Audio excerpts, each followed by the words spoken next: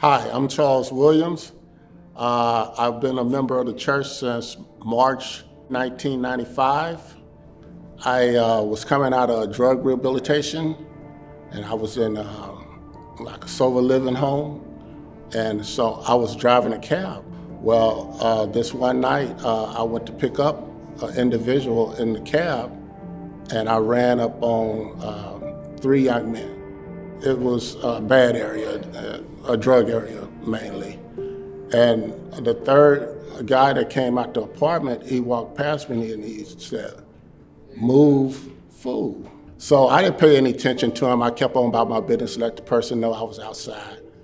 And on the way out of the apartment complex, the guy just pulled out a gun and shot me 3 times for no reason. When I laid there, I heard this voice saying, "You're not taking my son tonight." And I never did go in the shop, never did see any blood. It seemed like in 5 or 10 minutes, the ambulance was coming. The person that I was coming to pick up said, "Do not move, Charles. I already called the ambulance and everything." God was there for me. I still say today that He held my hand the whole time I was laying there on the ground. The second bullet hit my spine and paralyzed me from the waist down. The life that I knew before that night didn't exist anymore. It was a struggle at first. When I first got in the hospital, I was not in a good place. Sometimes I had nurses crying because I was real mean.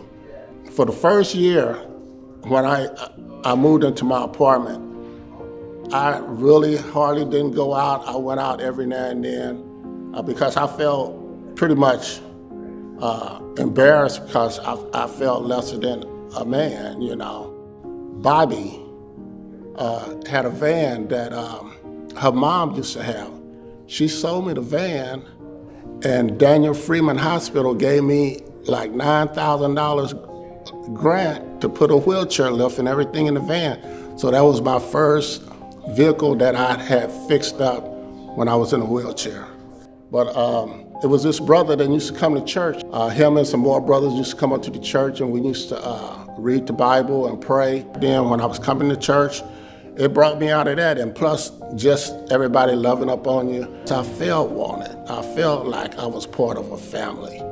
And believe it or not, I never looked back after then. It took me years to get to the point of me knowing me. And a lot of it was dealing for my faith in God.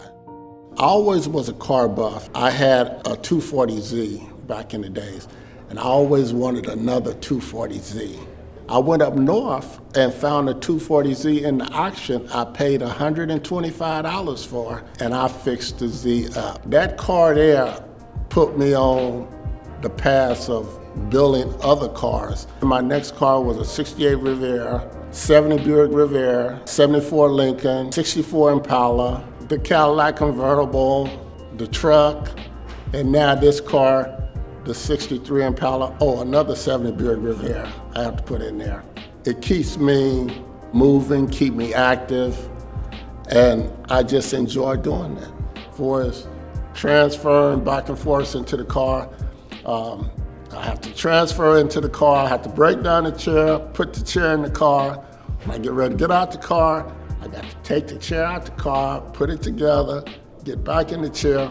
And when you do that like anywhere from 3 to 4 times a day, it can be pretty tiresome. It's like you've been to the weight room lifting weights.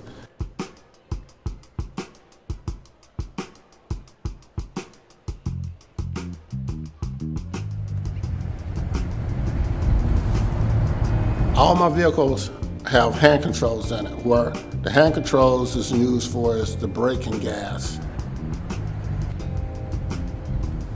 I took a picture with Jay at a car show. He is such a nice and down-to-earth, warm guy. I mean, like this guy, when he took the picture with me, he took one picture standing up, and then the other picture, he got down on his knees right next to me and took the next picture. And I thought that was so nice of him to do that, you know. He respected my disability. You never give up on life. No matter what card is dealt to you, you can still have a good, godly life. We're running a race, like it says in the Bible. The day you born until the day you die, you're running that race, and you want to make sure you run a good race. And you're going to have hurdles that you're going to fall, but you get back up and keep on running that race. I knew I had to forgive that guy that shot me. If I hadn't forgave him, I wouldn't be the person that I am now. You wouldn't be here interviewing me. I wouldn't be in the church.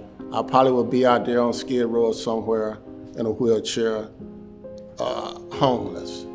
But it was a struggle from the beginning, because I felt like it was impossible for me to be the person that I am today. But with God, it made it possible for me to be this person.